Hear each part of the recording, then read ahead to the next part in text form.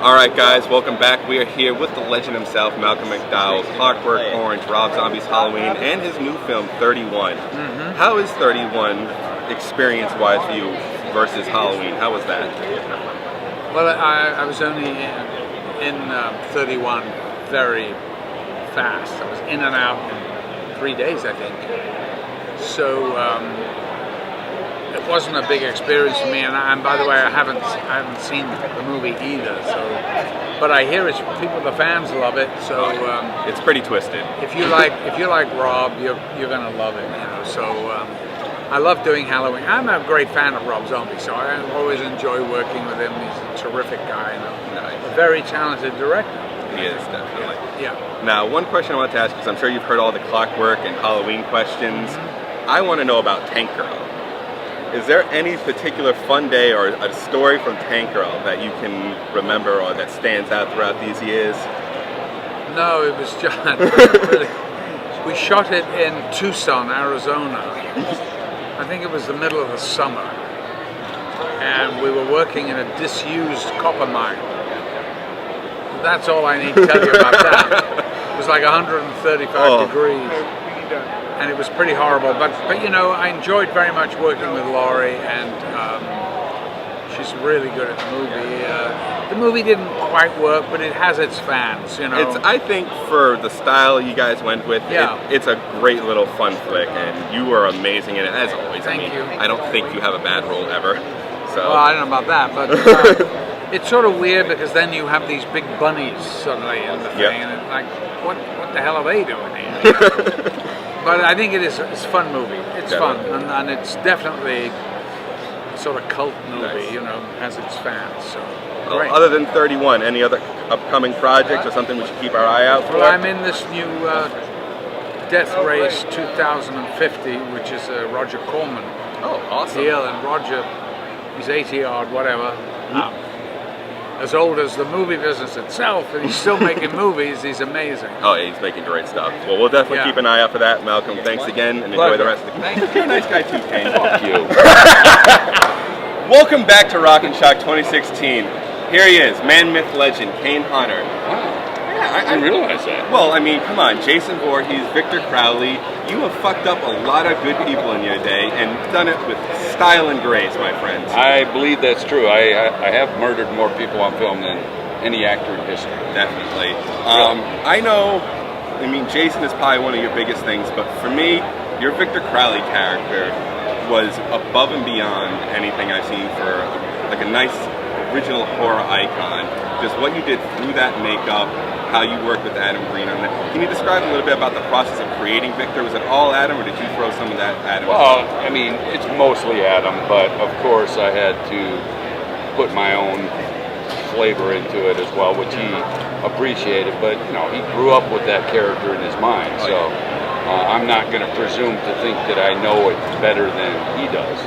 But I just wanted to add whatever I could to it that he agreed that would work, and we came up with what we did. Nice. Now, were there any kills, stunts, or anything that you saw in the script that you were able to tell Adam? Because I remember in commentaries in the past from Jason movies, you would read certain kills and be like, yeah, I've snapped the neck, but how about I slowly break it? Like in part 10 you were saying. Is there anything that happened similar with the Hatchet trilogy? Very little, and I was always shocked to realize that the way Adam would write the kills were just as fucked up as I would come up with them myself. Nice. So, and I've never encountered that before, never read a script before where it was something that I said, the kill is great as it is, as written. I don't have to add anything to it. But, you know, so it's fun to meet someone as demented as I am. Awesome. Is there a favorite moment from the Hatchet trilogy for you? Like a fight, a kill?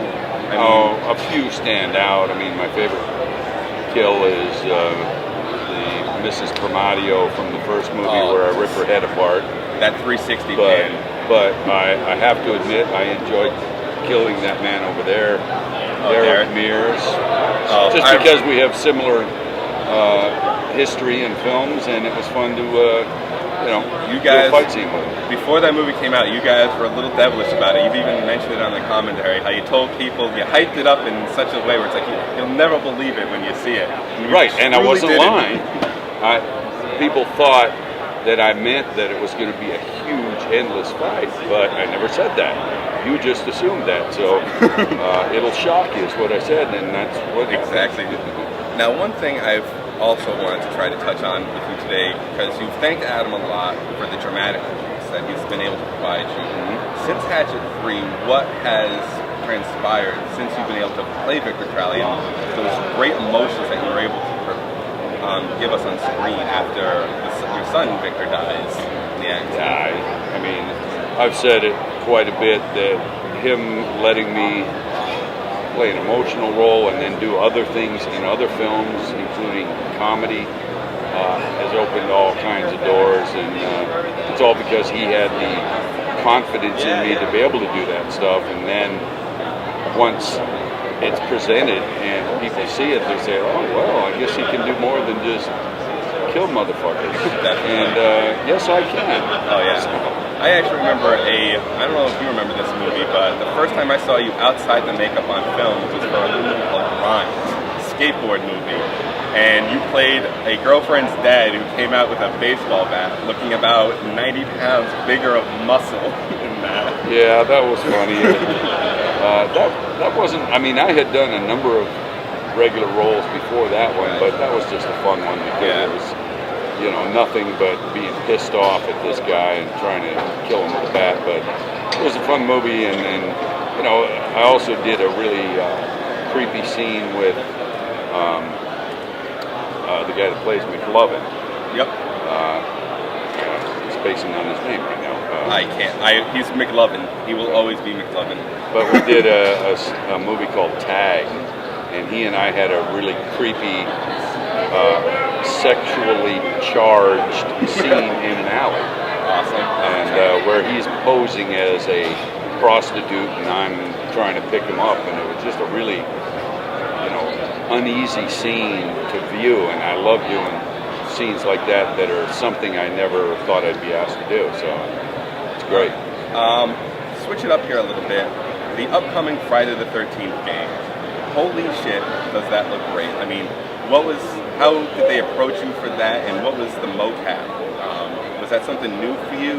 No, I actually did mocap for a video game about a killer at a summer camp, probably close to 10 years ago. And we did it, the game was in production, and that company was bought by a larger company, and they shelved it, which at this point I'm glad they did now, because now doing the official Friday the 13th one, it's going to be much better, and the people involved couldn't get any better with Savini, Manfredini, and Sean Cunningham. You're a great company, and I was very pleased that they asked me to do the mocap. Have you had a chance to play it yet? I did. I played it last week because I was about a week and a half ago. I was in Lexington at a convention, and that's where the company is based. So I went to their offices and played the game. And, I mean, not easy, that's for sure. Awesome. Of course, I wanted to play as a counselor, see how that feels, because I know how the other side feels. Nice. Now, last thing I want to touch up on with you, when I talked to you yesterday about setting up this interview, you asked me to try to think of a question you hadn't heard before, which I found going last night through my head. I'm like, that's almost fucking impossible. I think so.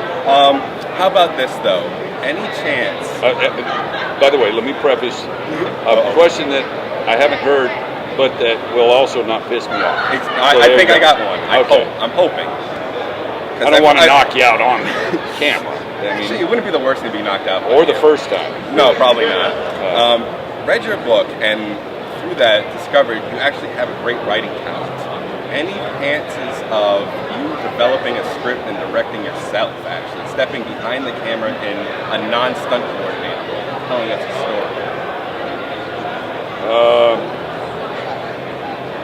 I mean, yes and no. There's a chance that I may find a property one day that I'd love to direct, and maybe even direct myself. But directing is far more complicated than a lot of people think it is. So I'm not sure I would want to play a major role in something I'm directing. I would probably more so play a supporting role and concentrate on directing more, because it's a very, very tough job. But I don't believe that I would ever be able to write a script that I could direct. I'm just not creative enough with the writing. Telling my story was one thing, because that's all stuff That's happened. that I lived through. That's easy to tell. Coming up with fictional, interesting storylines, just not my forte. So I would probably never write anything, but I believe at some point I will direct. I mean, my friend Danielle directed a film, and I was in it. Yeah, we were sad to miss it today. Yeah. Well, we hope to see you, Adam, and Danielle all working together again soon. Kane, it's Sure would be nice. Absolute honor, man. Thanks, man. Keep killing, we'll keep watching. All right. All right, guys, we're back with the legendary Bill Moseley from awesome films like Texas 2, Devil's Rejects, Devil's Carnival, Right. Repo the Genetic Opera, Yeah. all sorts of good stuff. Now, what throughout your historic horror career is some of your favorite like roles or characters that you've helped really make your own and create? Like, what are some of the tops that stick out to you? Well, let's see. Certainly there is Chop Top from Texas Chainsaw Massacre 2. Good old Chop Top, a little visual aid here. And Chop Top actually was 99% inspired by Ed Neal, the great Ed Neal, who plays the hitchhiker in the original Texas Chainsaw Massacre. But I certainly enjoyed playing Chop Top. And then, of course, there's Otis from House of a Thousand Corpses. And Otis was, actually, I didn't know I had Otis in me, but Rob Zombie, who wrote and directed House of a Thousand Corpses, I guess saw Otis in me and helped me kind of let go of Chop Top and embrace Otis. Yes, And definitely. Then by the time we did The Devil's Rejects, I was smoking. You did have a nice bod for that one. Yeah, You know? yeah, I know now. Now it's too many Hershey bars. That's all right, though. Yeah. Now, like I said, you've also done The Devil's Carnival and Repo. I've not missed a road tour from Darren and Terrence when they come around. I absolutely love it. The one thing I need from Darren, if you're listening, Yeah. the magician needs a song in Yes. Devil's 3. I feel, because your Luigi Largo character from Repo was awesome, and just your singing style and the way the music and you play with it, I feel the magician character needs that. Are you looking forward to hopefully getting a song in there in the third installment? You know, I'm not only looking forward to it, but I was promised, in fact, guaranteed that the magician would have a song in Devil's Carnival 3. I don't know, Terrence is on the road with American Murder's song or story or whatever it's I'm called. hoping to see that when it comes through. Darren, I don't know what he's up to. He's doing some kind of a live interactive horror show in Los Angeles. So I don't know if there is going to be a Devil's Carnival 3. I sure as hell hope so, because it would be sad to come this far, chasing that carrot, Exactly. only to have it drop. And the fans are there for you. Devil's Carnival 3. Yeah. We will show up for it. I mean, I remember when Repo came out and he talked about how there was a 3-hour cut of it originally with the raw cut. He's like, nobody's going to want to watch a 3-hour rock opera, and the entire audience yelled, yes, we do. That's right. So we are here for it. Whether the mainstream doesn't want it, but your fans do. Yeah. So you get them on the road. I was on the road for Devil's Carnival 1, Devil's Carnival 2. I've been on the road for Repo. I'm down with it. I love working with Darren and Terrence. I love playing the magician. I love playing Luigi. But while they're kind of working all that out, I have a EP coming out in December. This being mid-October, so in a month and a half, with Phil Anselmo. Phil Anselmo and I have done a music project called Bill and Phil, Songs of Darkness and Despair. Nice. I do the vocals. Awesome. And Phil does the music. Phil is an amazing guitar player and composer. When can we find that, and where will we find that? You'll find that in December, and it should be coming out through Phil's label Housecore. So HOUSECORE.com, I guess. Nice. So that's actually very exciting because I went down and did that music with Phil about a year ago in March. So that was a lot of fun. We worked well together, and we shared the toys in the sandbox. That's awesome. So that should be coming out. So Nice. I'm really looking forward to that. Now, has music been something you've always kind of in the background of your acting been a part of, trying to do releasing stuff or recording stuff? Yeah, I mean, I had a band with my brothers growing up outside of Chicago in Barrington, Illinois. We called ourselves the Moseley Brothers. So That's a good name. And then, I actually used to work with a guitar player, probably the world's greatest guitar player named Buckethead. And we had a band called Cornbugs. Cornbugs!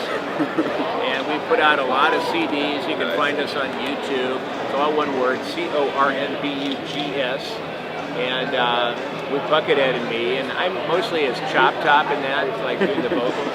Nice. And then after that ended, I did an album called Spider Mountain, No Way Down, with a guy named Ronnie Sharon from a band called Stolen Babies, and I do I write the lyrics and do the vocals on that.